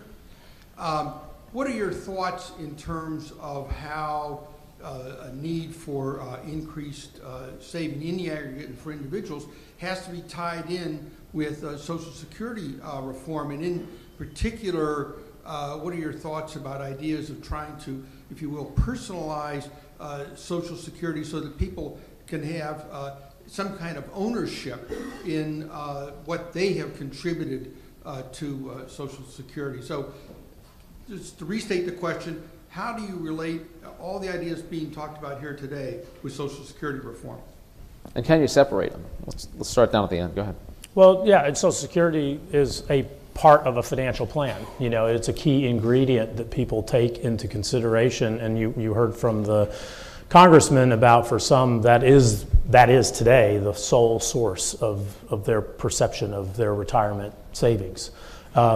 So to me, it does have to be woven into that calculus and that feature. I think the standards around retirement age and the inevitable discussions that have to take place around entitlement programs and how they're structured to really be aligned now with what we know are facts about longevity, what we know are facts around the overall structure of our economy as it emerges forward, brings that into the conversation.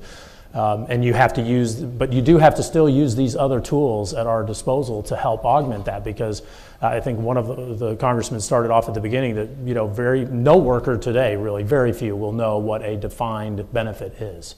Right. So there's already a lot of personal accountability being built into our overall structure, and Social Security is one form that we already have in existence. It's more communal in nature, and that's good.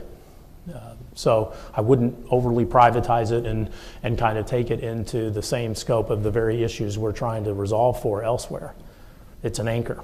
It's a good anchor point. Yeah, I would just add that Social Security is important to a lot of people's retirement, but it's only one part. And another big part has to be personal savings, and that's what we're talking about today. But the question is whether you can deal with personal savings without realizing Social Security is this huge looming challenge. I think they're two different things, really. I think you address personal savings and get people savings more and providing for themselves. The whole Social Security debate is a huge debate that needs to take place. It needs reformed. But to me, I wouldn't confuse it with what we're trying to do today, and that's get people to take ownership and participate in helping provide for their retirement. What do you say, David? AARP on board for big Social Security reform? I'm not even going to touch that. Yes or no question. Trying to make some news here. I don't know. Yeah, I'm sure, actually. Oh, but the one thing to point out, I want to echo what's already been said here, is that Social Security's average benefit is about $1,300 a month. Now, $1,300 a month comes to a little bit more than $15,000 a year. That's not enough to retire on. If we don't build additional resources, let people build their own resources to savings or that sort of thing, that they will be falling back on not just the national government, but state and local governments for additional assistance. This effort that we have going on right now, the idea of building additional savings and the like, actually is crucial to a number of different elements, and it doesn't need to be directly tied. Now, I would say one thing with Bert, having discussed Social Security on and off for a number of years here and there, people do have a very deep sense of ownership of the program. And when you talk about changing it, you can pretty much guarantee that your phone calls are going to come in and they won't be pleasant phone calls. So people already have an ownership of Social Security, and now it's a matter of building on top of that so they have the additional security. Next question. Yes, before my question, just like to echo what the panel just said, that we're all on the same team with Social Security and retirement savings. Both are trying to increase the percentage of pre-tax income that people save towards their retirement. It's very much the same thing. My question is about the other elephant in the room, which is income inequality, right? Social Security and retirement savings initiatives both have suffered in the last 30 years from the same phenomenon, which is partially lack of discipline, you could say, but I think to a much greater extent, average wages have stagnated or declined for various segments of the population. Back in 1983, Social Security was projected to be 100% solvent for 75 years based on the Greenspan Commission. 40% of the decline in Social Security's finances since then is due to income inequality, money escaping above the cap that used to be covered by Social Security payroll taxes. And at the same time, 401k plans have largely failed over the last 30 years because people don't have enough discretionary income to put money voluntarily into their savings unless they're mandated to do so. So what do you all think we can do to combat income inequality in a way that would help make these kinds of initiatives succeed?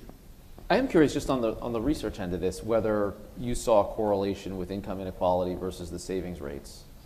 Well, I mean, I think that we saw in those the data that I was presenting with regard to the size of the household saving gap. No surprise. Right. Yeah. The biggest household saving gaps are for households at the bottom end of the income distribution. And clearly, in a context of an economy where jobs have been very tough, there's been a squeeze on people's real earnings. That's not an easy environment for people at the bottom end of the income distribution to be saving. But I think that's also the group that's most disadvantaged by the absence of workplace plans that make it relatively easy for them to save as well. Well, the heart of the report was around rising tide lifts all ships, right? In terms of increased savings leads to better investment, leads to better I'm talking total economy, right? The $3,300 or so of additional per capita income that would be generated, the $7 trillion in today's terms that essentially get unleashed in a world where you normalize for savings in a better way than we're currently doing. So one of the best ways to deal with this is to have a more robust economy where there's broader participation, broader access to jobs in general. Once that occurs, savings is not unequal in any respect. It is the ultimate inequality in terms of personal accountability and need to understand what that means for us, regardless of what level of income you have, and how you're planning for your standard of living or other needs that may occur over the course of your life. So you have to create those conditions. And again, the best way to do that is to create additional opportunities for participation. Lisa, I'm interested in your perspective on this because it does seem that it's pretty self-evident. If you're having trouble just making ends meet, if you're having trouble just making the payments on your house, on your car, the mortgage, feeding the kids, you're not going to find even the extra pennies to put aside in a savings account. Yeah. I think when people hear the savings word and they hear low income, there's blinders that go on and we just think you can't. And I think where this report makes a big contribution is, again, an affirmation that we will be able to do more if we structure the system to do better by everybody. And I love the issue that's raised by the wage inequality and, in fact, the wealth inequality when you talk about savings. And what we're really saying today is that status quo needs more, and that even it does seem like you can't do anything when your wages have fallen or when there are periods of unemployment. But I think what we're saying is take the long view. What's penny saved? Penny saved is a long view.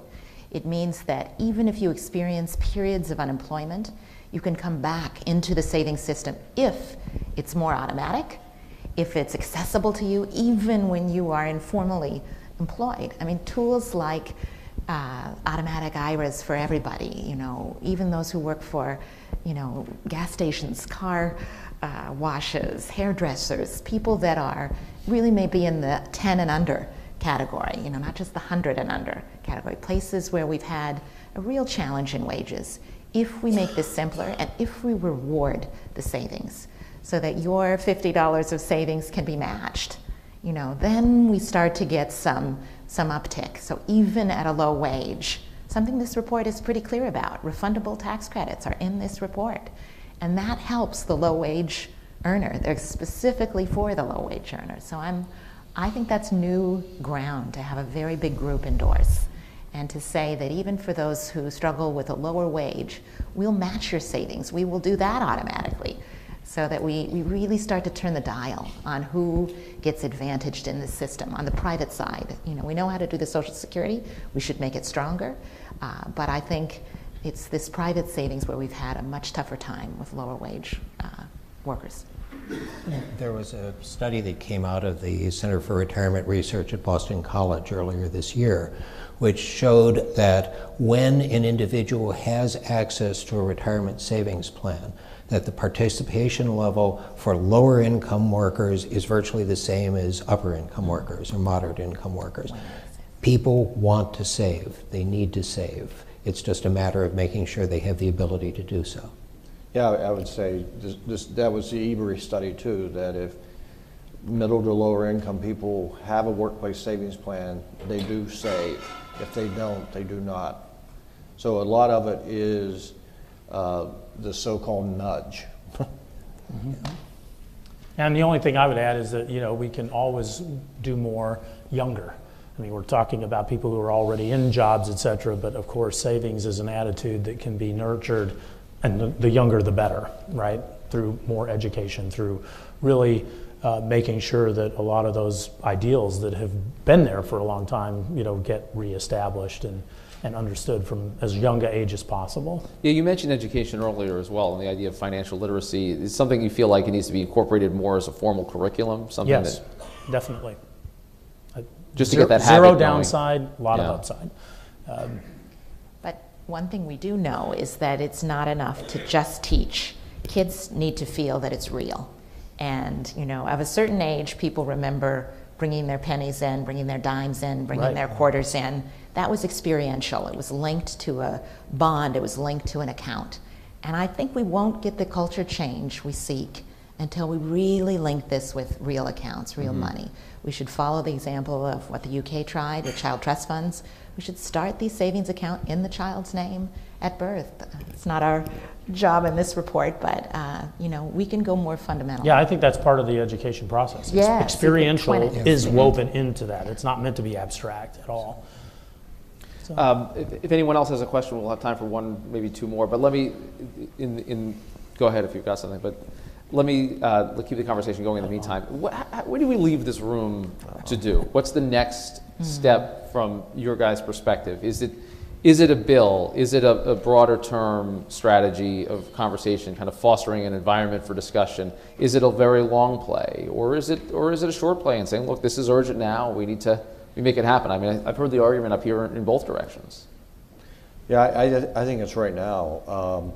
Again, the automatic features have proven they work. So we need to encourage, I'd say first off, encourage more companies to institute them. Some of them have picked off pieces of it, and some have not used it at all. But to me, I think it should be part of the system. And then I do think there should be a major full court press on how do we cover these workers that do not have access to workplace savings. That discussion has to take place today.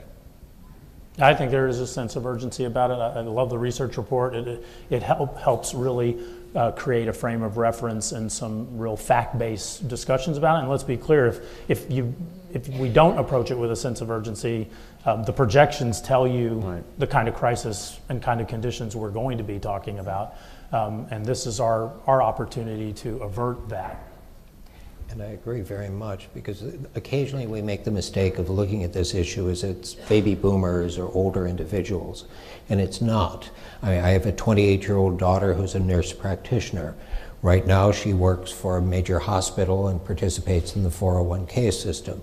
If she goes to work for a small practice or something like that, and we don't have a universal ability for her to save, that's basically 1 year taken out of her future security.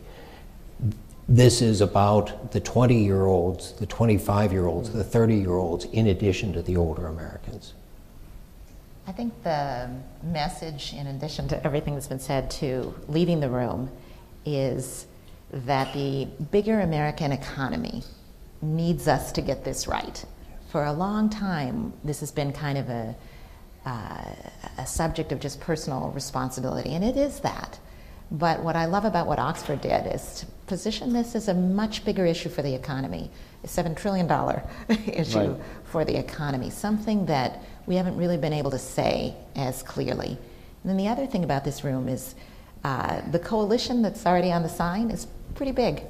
And Washington needs that kind of consensus that can come out of private organizations and businesses to say, you know, this is the direction we see, and our recommendations have already been, you know, stewed and well vetted in the group. That's a very big message, I think, coming out of this room, that, you know, more should be done. It is urgent, and we need to bring in everybody. That's a huge message of this. And only going more urgent, right? Yeah, well, and I think the other point is that, yeah, as the recovery is gathering strength, we need to be making sure we're building the right kind of recovery. Yeah. We've done growth based on low saving, and we know where that got us. So we need to be building a recovery that's based on strong investment and alongside that strong saving.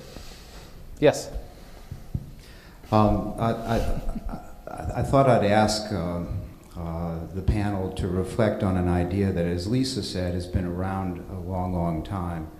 And that's the idea of creating some kind of baby account for people who are, you know, simply when they register for Social Security, $1,000 or something like that goes into their accounts.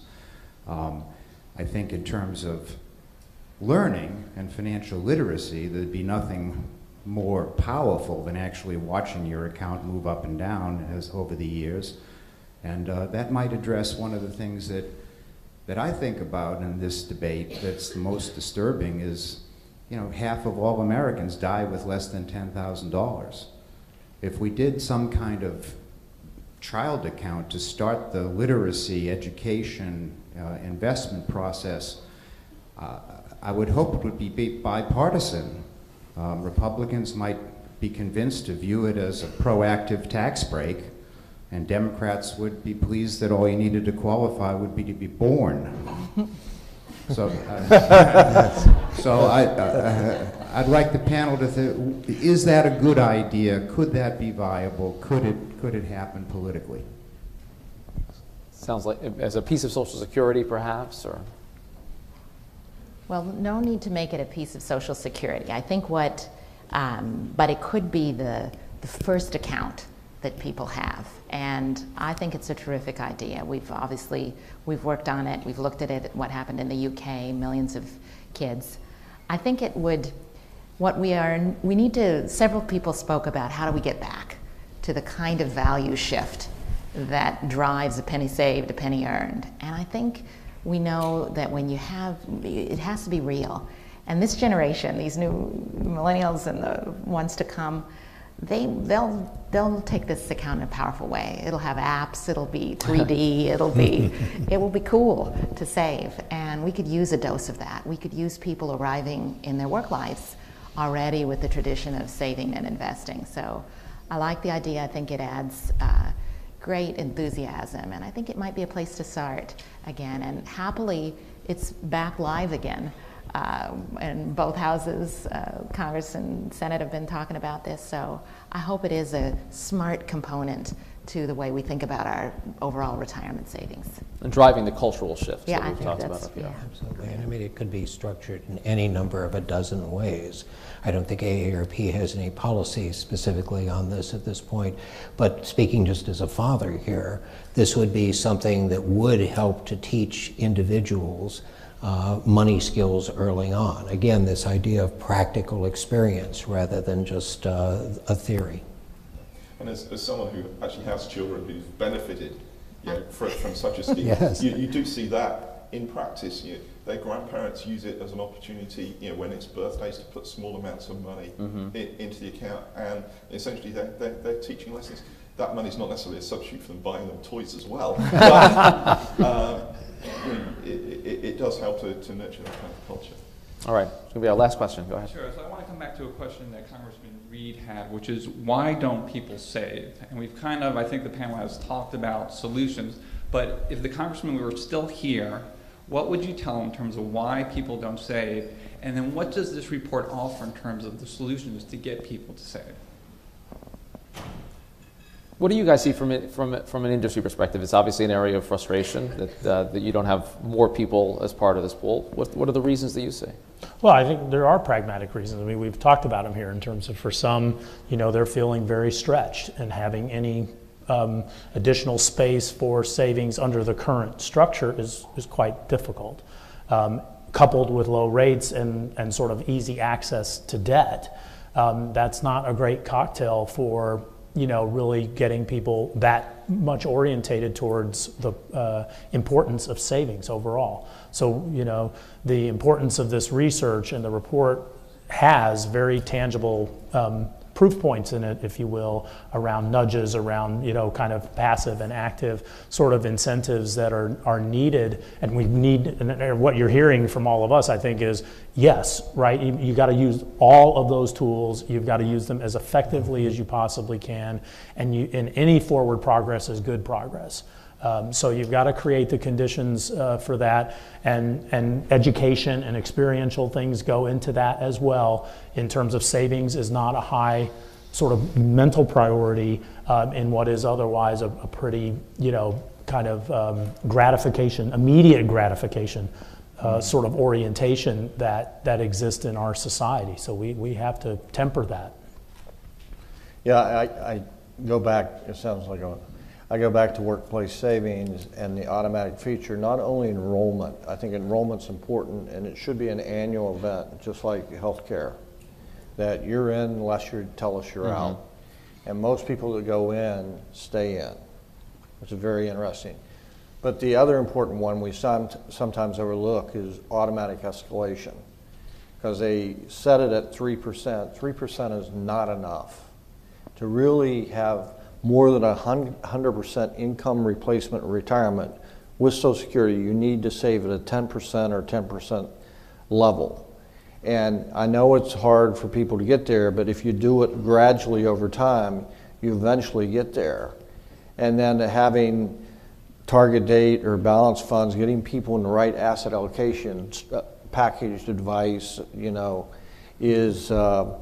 is a way to make the thing work, and it does work. There's over 30 million Americans today that this system works well with them. They're on track to replace more than 100% of their income. So we know it works. We got to get the other half that's not covered, and get people to focus on this escalating up to a given number. If Congressman Reed were still here, I hope he will hear the tape of what's just been said by industry leaders. But I would say that he would need to get beyond the psychological dimensions of fear and hope, and to see that what this report is saying is how we make the game structured so that the savings happens. And I think hope and fear will drive later performance, and we will all react to those things differently. We'll react to changes in our wages differently. But you gotta be in. You gotta find a way to structure the thing to make it easier for people to be in. That's why I think you should be in from the beginning, in a system that's safe and fair and is a virtuous system that works for you. So that's what I would say. Yeah, you've got to have the practical tools to save. It's not just a matter of wanting to save. I mean, if you talked to 1,000 different people, I would venture that you'd get 999 of them who said savings is a good thing. If you ask them, do you save enough, that would be a completely different question. One of the real values of this report is that it shows that there is a disparity amongst income levels as far as the people who do save and can save right now. And it provides some definite tools for them to do so. I mean, access is a key one, and we know that auto incentives, the whole panoply of auto features, works better than just about anything else that has been invented so far, and that includes various and sundry other incentives out there. So universal access, auto features, etc., but especially focusing and making sure that the low and mid-income individuals have the kind of incentives and access that they need to really democratize savings. Any closing? I think it's that whole point of people want to save. The critical thing is to make it easy for them. All right. On that note, thank you to the panel and thank you to the audience today. Thank you so much. Hey, good to see you. Conversation. Safe travels. Good to see you. Great seeing you again. Can't hold back. Appreciate it. Thank you to all the speakers today and to the sponsors for their support. I'd also like to thank those from Oxford Economics that helped make this happen. Sarah Hunter, who's sitting at the back, who was one of our lead researchers, and Deborah D'Agostino, who worked with her on the report that you liked so much. I'd like to also thank Jeremy Eagle and Erica O'Con and Jade, who's helped with this forum. And of course, I'd like to also thank Lenny Glynn, who really inspired us all on this topic. This is an ongoing process. It's a continued debate and discussion. You can follow us on Another Penny Saved. That's our hashtag. You can also go to oxfordeconomics.com and see the presentations all over again, including Adrian's slides. So thank you all for your attention, and go save a penny.